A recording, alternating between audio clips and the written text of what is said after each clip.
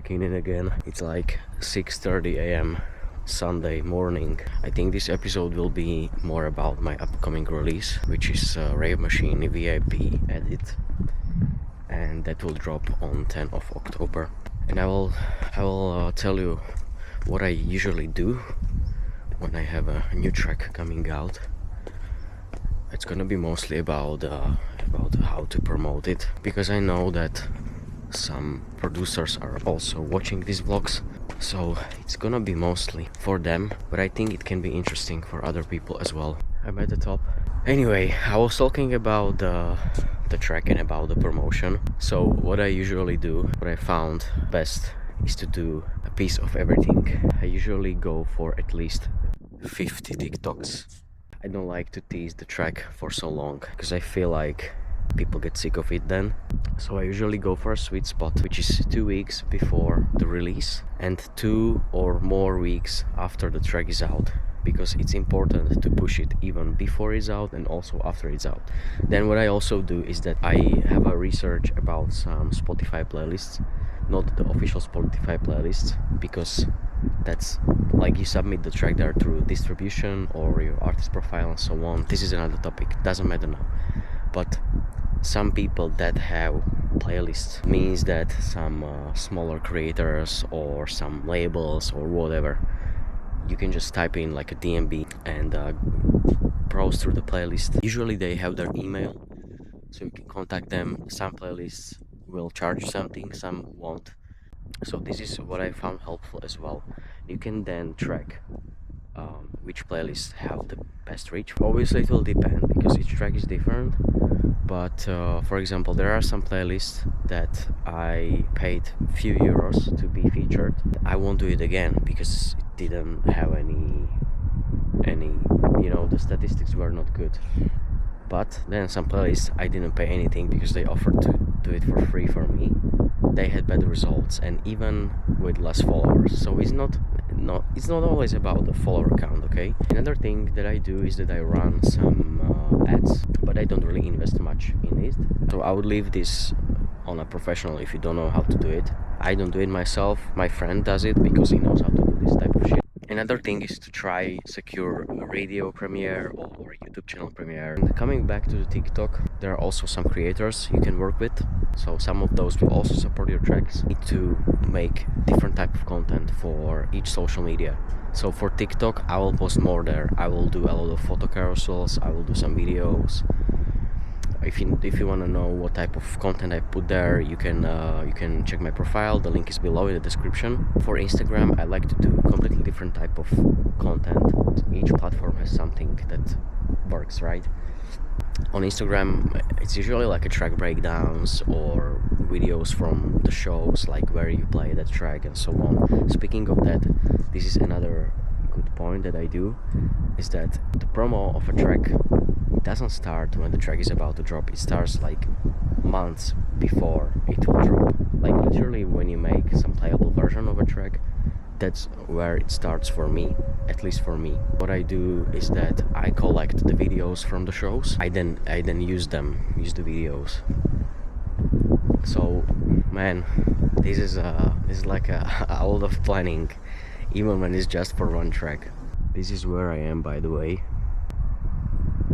I understand that a lot of people, especially the upcoming producers and DJs, don't have like a lot of shows, and that way you are not able to create the type of content. There is always a way how you can replace this, or how you can make something out of it. You could either this will be a whole as different long video about the promo, but let's say that you don't have shows. So what you can do, you can try to get the shows, and you can also send the tracks to other producers, DJs that have the shows, and have the content from them. That's also interesting type of content, like that DJ played my song. Another thing that I do, besides like all the TikTok, YouTube is also nice. I started posting YouTube shorts. It has like a really good numbers, so I will do it as well. Look at the sun. Anyway, I started doing the YouTube shorts, and I started doing like YouTube tutorials which I haven't posted any in a while, but I will be back into it. It's just so many things that I want to do, and you know, sometimes it's hard to do everything you wanna make. And I was gonna say that another thing that I like to do is to support your release with something, and in this case it's gonna be, I will be releasing another track as a free download through Hypedit. You can put there like a download gate, so in order to get the track for free you will need to pre-save this release. And I've been doing this few times, but always with bootlegs only. You can grow your social media with this as well, because you have their different options when it comes to download gate. It's amazing way how to grow your fan base. It's also a way how I grew my Facebook fan page ages ago, because I was releasing shitloads of music as a free download.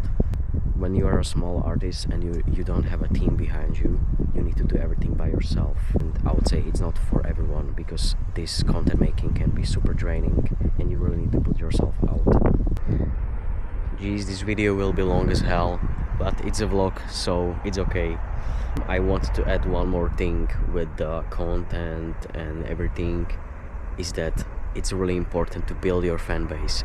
It's the most important thing. If I had to choose between 100k followers, but you know, only just some people that are not active really, that don't really like my music, they just liked because of some reason, or if I had to choose 10k followers but having like a really supportive fan base, people that go to see you, that interact with you and so on, I would choose that, because that's important. And I can see it in a lot of cases, not only in music but everywhere. It's important to build your brand and to build a strong community and to take care of the people, you know.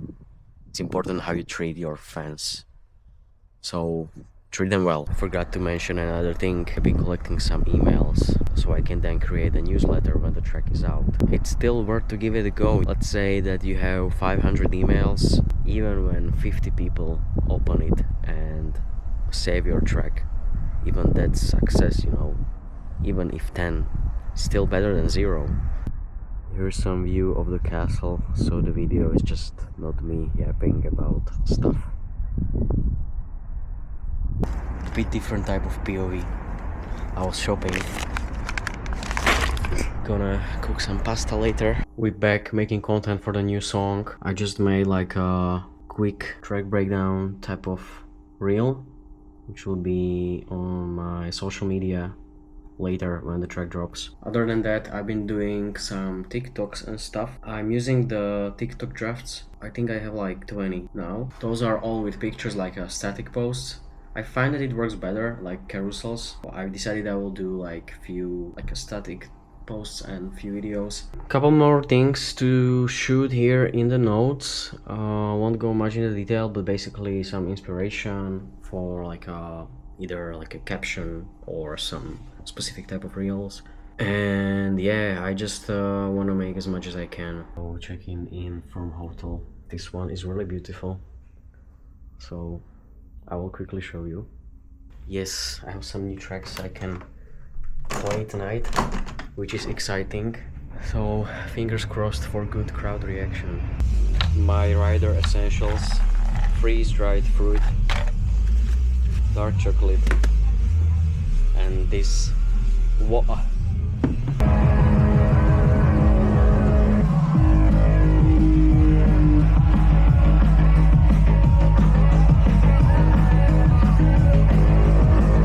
played 4 shows this month, and this is the only video I have. Every party was amazing. I've been super busy with other music. I've been finishing some new tracks, sorting out some vocals, making some collabs. I actually got like a brand new song fully finished in the past few days. We will probably release it even this year. Was unexpected, because this track that's dropping soon, that one called Rave Machine VIP, was supposed to be my last release of 2025. So I've been doing that because I had the deadline for the track, and it's been on the top of my to-do list, and I'm already excited to test some music in the next couple of months. Yeah, I'm excited for the next vlog. It's gonna be from October. We are throwing a pop-up show at a coffee shop, so I'm curious how that's gonna be. And then I play with Wilkinson, and then I play with Dimension the day after in Prague. At the end of the month, I'm heading to USA for a short trip to visit a friend, and then in November there is another